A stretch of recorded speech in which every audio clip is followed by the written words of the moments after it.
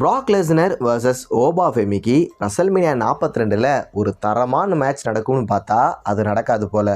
இந்த மேட்ச் ரொம்பவும் சின்ன மேட்சாக இருக்க போகுது. பட் மேட்சோட ரிசல்ட் தான் எல்லாரையும் கஷ்டப்படுத்த போகுது. அதாவது இந்த மேட்ச்சில் 100% ஓபா ஃபெமிக்கு தான் வெற்றி கிடைக்குமா, அதுவும் க்ளீனாக ப்ராக் லெஸ்னரை ஓபா ஃபெமி பீட் பண்ணிடுவாராம். இது சோகமான விஷயமா இருந்தாலும் இதனால் ஓபா ஃபெமியோட ஃப்யூச்சர் பிரைட்டாக அமைய வாய்ப்பு இருக்குது. பார்க்கலாம் WWE என்ன பண்ணுறாங்கன்னு. ரசல்மேனியா 42ல் Randy Orton new WWE champion ஆகணும். அதுதான் எல்லா ஆடியன்ஸும் விரும்புகிறது. இது நடக்குமா நடக்காதான்னு தெரியாது. பட் எது நடந்தாலும் ரேண்டி ஓர்டன் வர்சஸ் கோடி ரோட்ஸ்க்கான ஃபியூடு ரசல்மேனியா 42ஓட முடிய போகிறதில்ல. எனக்கு தெரிஞ்சு சம்மர் ஸ்லாம் 2026 வரை இந்த ஃபியூடு கண்டினியூ ஆக வாய்ப்பு இருக்குது.